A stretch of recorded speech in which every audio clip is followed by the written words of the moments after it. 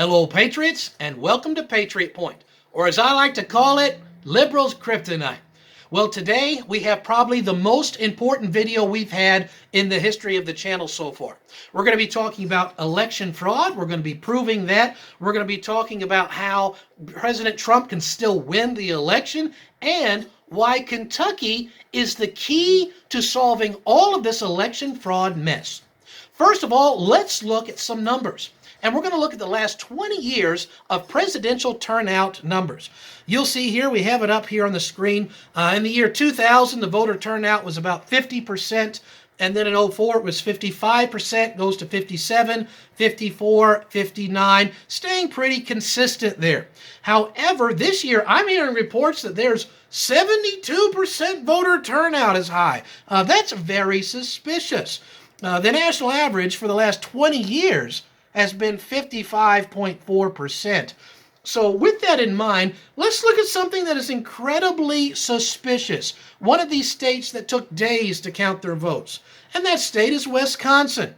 They have 3,684,726 registered voters. Good for them. Well, they have cast and counted 3,240,600 votes. Do you realize that that means Wisconsin has a voter turnout rate of 87.9%, which is more than 30% higher than the entire national average for the last 20 years. That, you may be thinking, hey, that's very suspicious. And indeed it is. Let's talk about some of these suspicious votes. Well, up there in Milwaukee, Wisconsin, they voted for Joe Biden at a rate of 84% of the votes. Again, the national average is in the 50s.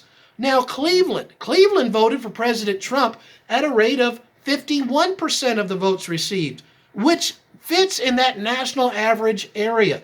However, these two cities, keep this in mind, these are in the basic same geographic area of the country. They are about the same size. They have the same demographics. They're in the same Midwest region. And yet one city, when it goes for Biden, 84% voter turnout.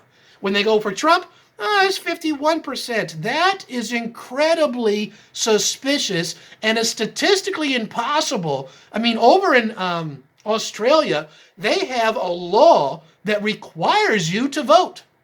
And if you don't vote, there is fines and penalties. And their voter turnout's only about that percentage as well. Now, think about this. On election night, the Wisconsin voter turnout was 76%. But now it's 87.9%, which means it's increased 11.8%. Do you realize that means that after election night, that Wisconsin found for Biden 434,797 votes? Well, 500,000 votes that you just find for Biden, I do not believe that at all. Statistically impossible. Now, so there is some voter fraud. The numbers do not add up. Now, let's look about how President Trump is going to win this thing. If you look at the electoral votes right now, it is 279 for Joe Biden and 217 for Donald Trump. Well, Wisconsin alone is 10 of those, and we've seen these numbers do not add up. Voter fraud. And if you take that away, it means Biden's at 269. Well, notice there's some states that had been called for Biden, but now they've moved from blue to gray, and they're leaning towards red because of what they call the glitch. The glitch means I voted for Trump, but it showed up for Biden. And they keep finding these and being forced to correct them. And so if you were to add up the electoral votes for these gray states would have not been called yet, that means that President Trump has 269 electoral votes, and so does Joe Biden. So neither one reached the 270 mark. The Constitution says if that happens, then it goes to the states. And through your Congress, they will have to vote for each state getting one vote. And that means there's 27 states that have gone for Trump and 23 states that have gone for Biden, and therefore Trump wins. Well, There's some about the voter fraud. There's some about how Trump still can win this thing. And now let's talk about why Kentucky is the secret key to understanding all of this. What I have for you on the screen right now is a screenshot from CNN's live newscast on the night of the Kentucky gubernatorial election last year. Now, I want to point out what you're looking at here. The numbers at the top in that little box, these are the numbers that are coming in directly from Clarity Votes. This is the live feed official counts as they are coming in.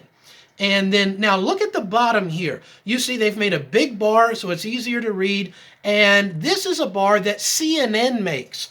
And it has to take about a half a second delay for them to process between the live feed from the official source at the top to do their little graphic there at the bottom. Notice the vote totals match. Beshear, 673, 948.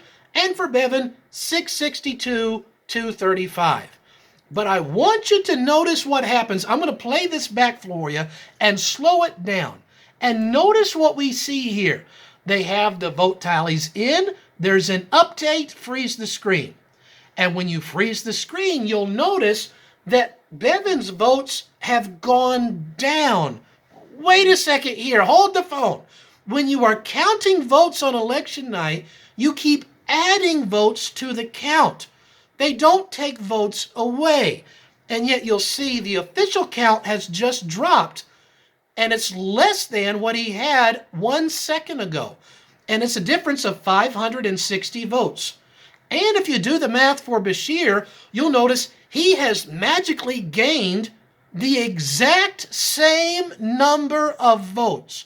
560. And this took place on live television, and it took him a half of a second to siphon off 560. And by the time you add it to one and you subtract it from another, well, right there, that's 1,120 votes.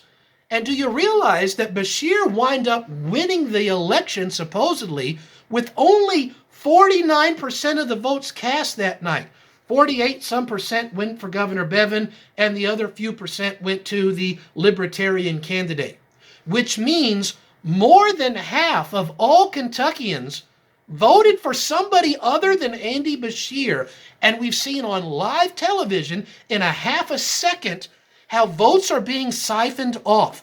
This is very much how they have been able to do this nationwide, because Kentucky is kind of a bellwether state. They tried it in Kentucky first, and then if that worked, then they can do this same program nationally. We're seeing the exact same thing happening. Back in the year 2015, when Governor Bevin won his first election, he received 511,374 votes, and these are the official Secretary of State numbers. In 2020, the official numbers say he received 704,760. He gained nearly 200,000 more votes than he had the first time, and yet they say somehow he lost. The exact same thing is what happened to President Trump. In the year 2016, during his election, he had 62 million votes, and then in 2020, he has gained 72 million votes. He went up by 10 million votes, and yet somehow they say, yeah, both of these guys increased in popularity. The economy was better during their campaign, during their years in office. Jobs were up, the prices were down, unemployment was down, and they got tons more votes, and yet they still lost. That doesn't add up at all. This year, what we have seen is that President Trump has virtually rock star status. He's been going around the country, filling stadiums with tens of thousands of people, while Joe Biden has been doing no campaigning almost, been hiding in a basement, and he can't even get a few thousand to show up for his Facebook and Zoom meetings. And we're supposed to believe that even though Trump has tens of thousands who show up for him, and Biden can't get that at all, that the people went up to vote for him? That doesn't add up. It's the same thing that I saw last year for the Kentucky governor election. I travel the state a lot speaking to different church groups, different patriot groups, different political party groups for all their kinds of meetings. And sometimes I'd see events with Governor Bevin. And he packed the place out, hundreds and hundreds and hundreds of people there. And there'd be events for Beshear, and I'd drive by or I'd stop in just to see what's going on. He couldn't fill up one little room with supporters. And yet on election night, supposedly, Governor Bevin got 200,000 more votes than he got last time, and yet he beats him. It doesn't add up. It's the exact same thing that we saw happen in Kentucky is the thing that has happened now nationwide. The Kentucky Secretary of State, Michael Adams, I hope we get Kentuckians demanding that he investigate this, because we have shown you on live television where those votes were siphoned off. And those little votes that we showed you in that clip account for 25% of the spread between Bevin and Beshear.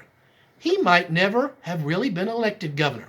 The Secretary of State should investigate this. The Kentucky State Board of Elections should investigate this. The Kentucky State Auditor, he usually deals with money, but I hope he'll look into it too. And the only way that that's going to happen is if Kentuckians raise their voices, they contact these people, and we make it a news story, because the mainstream media wants to bury this, say you just have to accept what we have given you. I say no, and if we're going to have free and honest elections, it will only be because the people stand up and demand it. Well, that's the show for this week. If you like this and you want to say, I don't want to miss another one of these, just right now as I'm talking, click that little subscribe button, and that way you'll be notified the next time there's a video from Patriot Point. I do them every Friday morning and sometimes an extra one during the week. And until next week, I'm Lee Watts for Patriot Point. Stand strong and breathe free.